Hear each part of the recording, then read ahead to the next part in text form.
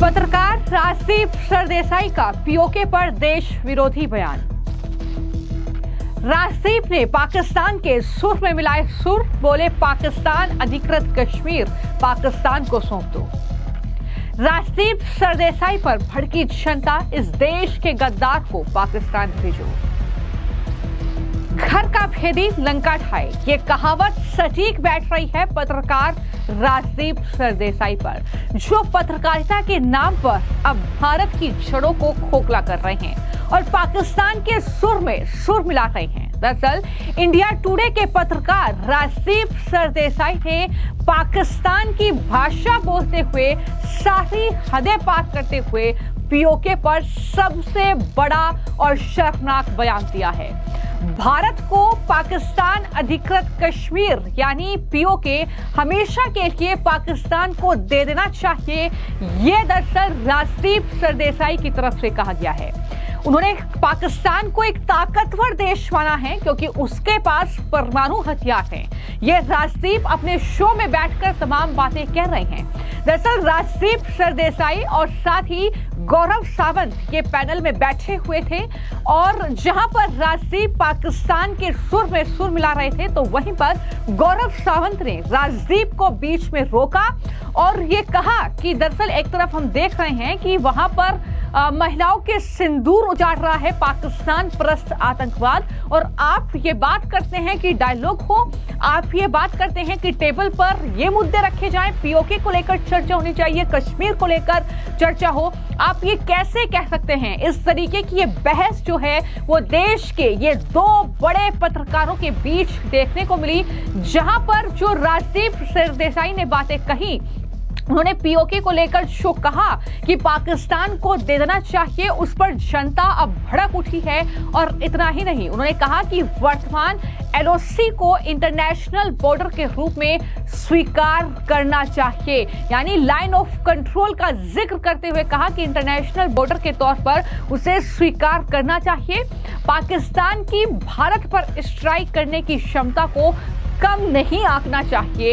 ये तमाम बातें इसी शो में राजदीप सरदेसाई ने कही, जिसके बाद गौरव सावंत भड़क उठे और इसको लेकर भी जनता की तरफ से जवाब दिया गया। एक को देश का गद्दार तो एक को देश प्रेमी बताया गया। जाहिर तौर पर इस तरीके की प्रतिक्रियाएं देखने को मिल रही हैं और बीजेपी की प्रवक्ता राधिका खेरा ने भी पोस्ट किया और लिखा कि राजदीप सरदेसाई पाकिस्तान अधिकृत कश्मीर यानी पीओके पाकिस्तान को देना चाहते हैं। उन्होंने कहा कि मैं हमेशा सोचती थी कि सोनिया गांधी और बाकी गांधी परिवार के सदस्य सिर्फ राजदीप सरदेसाई को ही इंटरव्यू क्यों देते हैं। सोच जो है उनकी वो शेम है और जाहिर तौर पर कांग्रेस की भी यही सोच है, तो सेम टू सेम सोच है, इसलिए वहीं पर जो है इंटरव्यू गांधी परिवार ने सिर्फ राजदीप सरदेसाई को ही दिए हैं। ये तमाम बातें उन्होंने अपने पोस्ट में लिखी। लेकिन वहीं पर लगातार हम देख रहे हैं कि भारत पाकिस्तान जंग के बाद भारत में बैठे देश विरोधियों की संख्या लगातार बढ़ रही है, उस संख्या में लगातार इजाफा हो रहा है।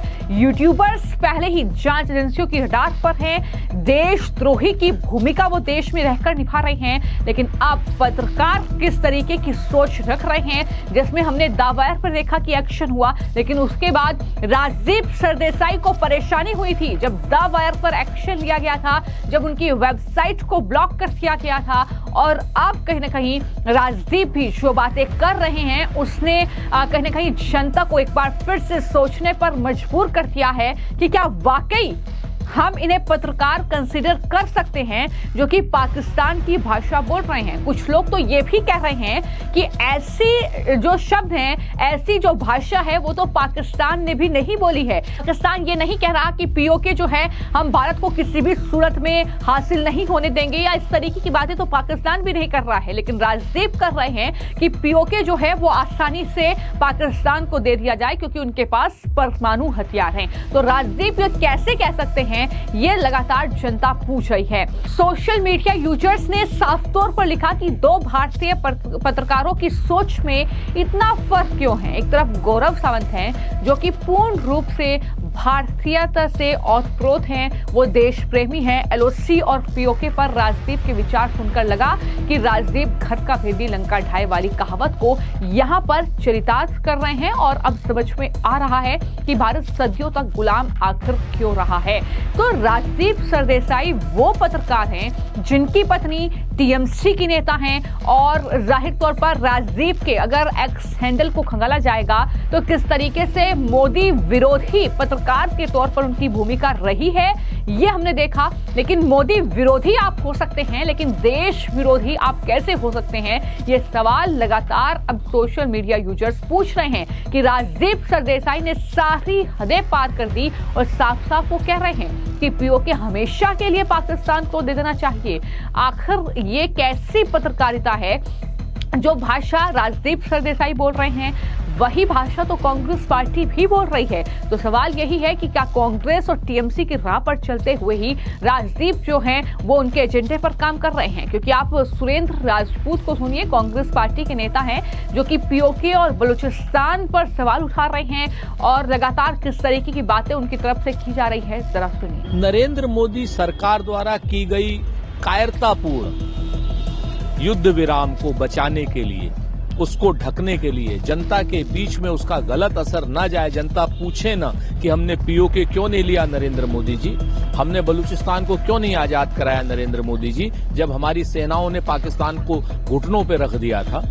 उस कायरतापूर्ण कार्रवाई को जो उन्होंने डोनाल्ड ट्रंप के कहने से रोकी थी, दबाव में आकर के सीज फायर किया था, उसको खाली बचाने के लिए श्री निशिकांत दुबे इस तरीके के नीचतापूर्ण हरकतें कर रहे हैं। क्या अटल बिहारी वाजपेयी, नानाजी देशमुख या भारतीय जनता पार्टी के अन्य नेता जो उस समय जनसंघ में थे, चाहे बलराज मधोक हो, चाहे कुशाभाऊ ठाकरे हो, उस वक्त ये सब दस्तावेज क्यों नहीं लेकर के आए थे? क्या वो लोग भी गद्दार थे निशिकांत दुबे? या वो लोग आपकी तरीके से नीच नहीं थे? वो जानते थे कि इंदिरा जी जो हैं दुर्गा मां का अवतार है, उन्होंने स्वयं कहा था।